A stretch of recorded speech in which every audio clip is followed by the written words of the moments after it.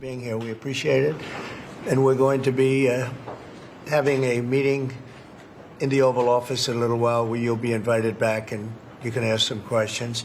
It's also a pleasure to have my friend who did such a good job at NATO, my great friend, right? So you really did. We started off, they had no money, and they ended up having a lot of money after we said, you got to pay up. But you did a fantastic job, and thank you very much. And I'm glad you're here. Glad we meet each other again under these circumstances. So we'll be meeting in a little while at the Oval Office, and if you have maybe one or two questions, we'll do it now. And after that, we'll go to the Oval. Yes. Mr. President, on Russia, do you still believe that Putin is serious about peace, given the events overnight in Ukraine? And if that bombing doesn't end, are you considering new sanctions on Russia? So we are thinking that very strongly that they both want peace, but they have to get to the table. We're waiting a long time. They have to get them to the table, and I think we're going to get peace. We want to save 5,000 young people. I used to say 2,500. I now say 5,000. We have, Mr. Prime Minister, we have about 5,000 young people a week that are dying in that ridiculous war. And, I started out because I didn't like all the money that we were paying, and then I realized how many people were dying. And that's by far the more important element right now. I'm saying we can save thousands of people. And I don't like that it takes long at all. But I think they both want to make peace. I do believe so. There's a lot of hatred there. There's a lot of very bad blood, a lot of distrust. But I think I hope we're going to get there for the sake of a lot of young people that are dying. Mr. President, do you have a deadline for when the party? I have my own deadline. And we want it to be fast. And the Prime Minister is helping us. He wants it to be fast too. And I think everybody in this, at this time in NATO, they want to see this thing happen. So we have a deadline, and after that, we're going to have a very much different attitude. But I think it has a very good chance of getting done. Mr. President, what can Norway do to prove that they're an important ally to the U.S.? What can Norway do to prove Just keep doing what they're doing. We have a very good relationship with Norway. Great leader, great people. I know many of the people in Norway, and it's truly it's an incredible country.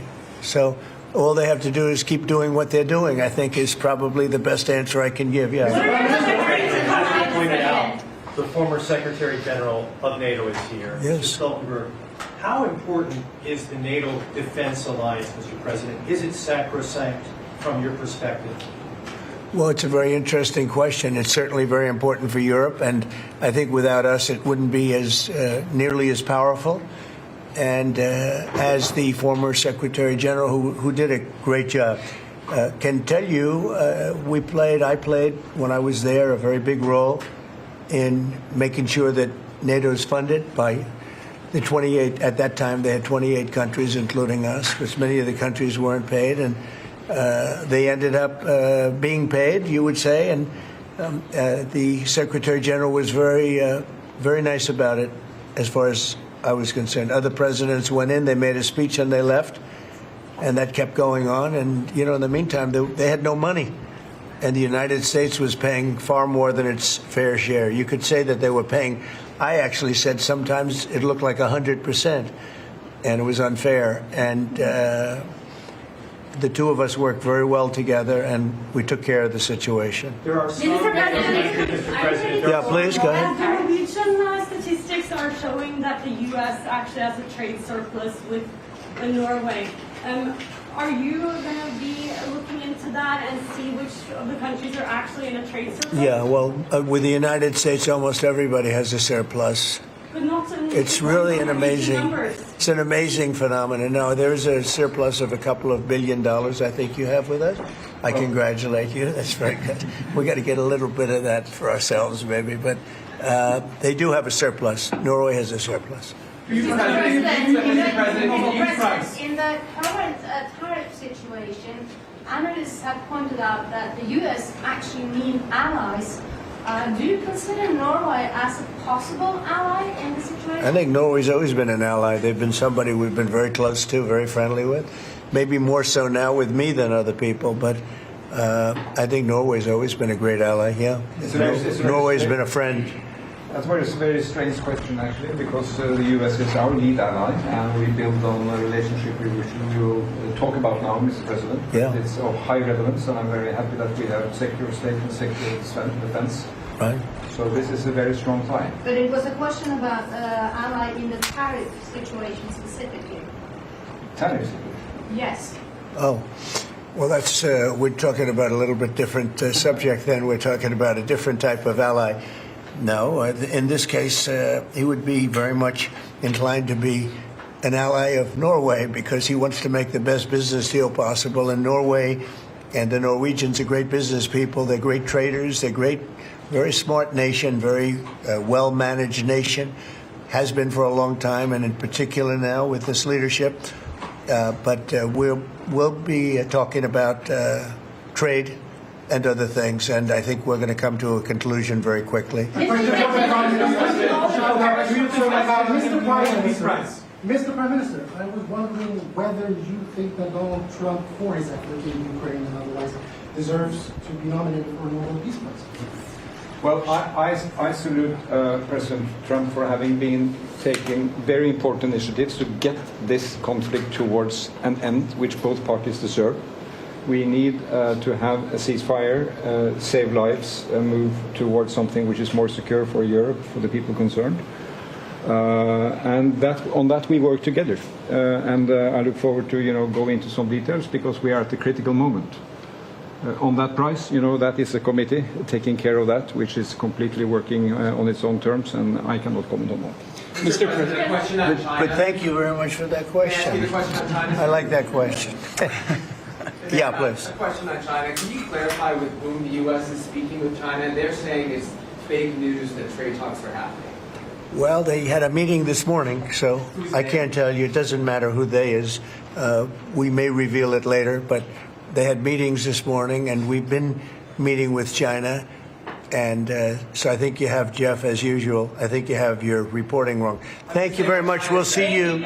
We'll see you inside. Thank you. Thank you, press your head down out that door. Thank you. Everybody out. Thank you. Thank you. Keep moving, everybody. Keep moving. Thank you. You're out. Thank you. I would go. We'll all go together, General. Oh, yes, please do. I want to go skiing. I love Norway. I love Norway. Why? It's beautiful. And beautiful people. Thank you, Mr. President. Thank you. Thanks, guys. Okay, thank you. Head out. Okay, did he say he wanted to go skiing in Norway? He loves it. Beautiful. But there was important stuff on Ukraine. I think we're going to get a peace. He said about 5,000 people a week are dying, young men dying in this ridiculous war. I believe they both want to make peace, and there's a lot of hate, a lot of bad blood. But I think there's a chance of getting it done. He was asked then about the timeline. And he says, I have a deadline. It is my own deadline. And when asked what it was, he didn't say. He just repeated, it is my own deadline. I mean, how Dominic Wagner is still with me. We were just talking about Steve Witkoff being in Moscow to talk to Putin. Do you think that is the crucial meeting? Or do you think if Putin turns around and says, yes, I accept this American plan, it's going to be very difficult for Zelensky to say yes? If he accepts it in its entirety, it will be harder for Zelensky, but Zelensky can't accept a plan which is effectively a surrender plan in the minds of the Ukrainians, as one of them said yesterday. Had we known that all that would have taken for this negotiation to bear fruit would be us surrendering sovereignty over Crimea, something even the Chinese are not happy with being in this peace plan because of what it means about the principle of sovereignty. If it means handing over the land that Putin has taken by force, giving up forever our claim to or our attempt to join NATO, handing over all our natural resources. Effectively, that is capitulation. So that's not a negotiation in the minds of the Ukrainians. It's also unconstitutional and politically unacceptable for Zelensky to hand that over. So it puts Zelensky in a very difficult position. But the Ukrainians, I think, are more inclined to carry on resisting and fighting even without America than to accept surrender. But it will make it very hard for the Ukrainians, and it will make it more likely what Michael was talking about earlier, which is that Trump will then have a reason. He'll have an alibi for the failure of his diplomacy. He can then blame Europe and Ukraine. Then he can have a rapprochement with Russia, which is what he sees, it seems to see as a greater objective. He wants to end this war, which is ridiculous and which is causing terrible carnage. But also he wants to have renewed relations with Russia that is led by a man who he seems to have a natural and ideological affinity with. And he sees Zelensky as an obstacle to all of that. So, you know, what we're looking at is not a peace, it's not a surrender, because Ukraine is unlikely to accept this deal, but we are looking at a collision course between America and Ukraine, and most likely it's European allies. And it puts Europe in a very difficult spot. If Russia accepts this deal, and Zelensky is forced to reject it, and Trump does blame Europe and Ukraine. Europe has promised Ukraine support, whatever it takes, for as long as it takes. And it sees its own security bound up with Ukraine. America doesn't see it that way, not under Donald Trump, at least. So Europe is bound to support Ukraine. Whether it can do that without American support remains to be seen, and that will be tested, as will its commitment to support Ukraine for as long as it takes. Yeah, and just very quickly, Dominic, I mean, he spoke about NATO. He said NATO is very important for Europe, and NATO is not as strong without the US.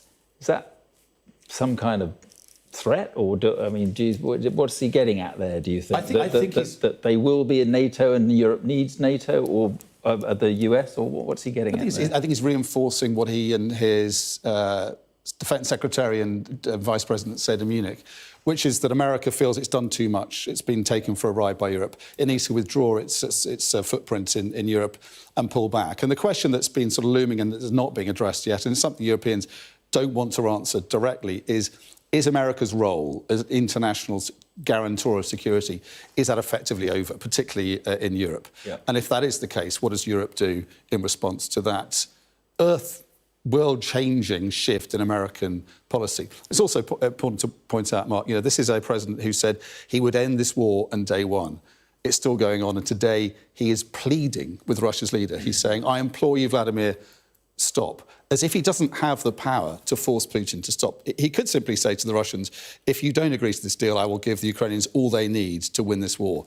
He's doing the opposite. And that's, you know, that's either willful or it's because he has a fundamental misunderstanding of how the world works. As Mark was saying earlier, diplomats certainly see his team as fundamentally out of depth and not advising him well. If you match that with, or combine it with his worldview, then you end up with an American leader who won't do what it takes to pressure the Russian leader to make peace. Dominic, thanks very much indeed. Let's just go back to Washington then, and our correspondent Mark Stone. And Mark, Donald Trump, I mean, what was this, the pre-lunch press conference? I mean, there's another press conference he was talking about. He'll be talking to reporters in the Oval Office. But just on those remarks there, what struck you about what President Trump had to say? Well, two brief observations. The first is, and I think this every time, that you've got to feel for the diplomats around these leaders because it's so unorthodox. Under normal circumstances, the two leaders would meet in private for some time. They would then work out jointly, whether they agree with each other or not, they'd work out jointly what their message publicly will be. And then the cameras will be brought in and a public message will go out, which may be a bit fractious, but it still will have been agreed beforehand. All of that is out the window with Donald Trump, because the first thing he does, I mean, we saw the Norwegian Prime Minister arrive, and within minutes he was in the cabinet room facing questions from journalists. So very, very difficult to align any particular message that either side wants to get. And then we're going to get this other free-for-all moment in the Oval Office in about an hour. So not a great deal of time, in fact, less than an hour, not a great deal of time for them to actually align any messages, or indeed for the Norwegians in this case to work out what Donald Trump, what his message today, because it may be different from yesterday, what it will be, and whether this is all part of some sort of grand bargain, a grand negotiation that Trump is doing, whether there is method to what many might see as his madness, or whether there is no plan. That's the first observation. The second, briefly, the issue that I thought might come up, given that the Nobel Committee is based in Norway, the Nobel Peace Prize. Perhaps this is what all of this is all about. Donald Trump's desire desire to cement his legacy, to get himself the Nobel Peace Prize, and peace in Ukraine, peace on the continent of Europe, that may go some way, he thinks, to getting him that prize. But of course, against that are other challenges, the Middle East, and also if he abandons Ukraine altogether, then that will mean that other European countries may decide to pursue nuclear weapons. And I think it would be very difficult for an American president who presides over a world where nuclear proliferation goes up. I think it would be very difficult for him to get the Nobel Peace Prize. But maybe that is what is on front and centre of his mind. You heard him there. I love that question, he said. Mark, thank you very much indeed. And just a very quick point on China. We were talking about Donald Trump saying he was having talks with China. Then China turned around this morning and said, we're not having talks on tariffs at all with the Americans. Well, Trump has said there was a meeting this morning with China. So let's see what the Chinese say about that.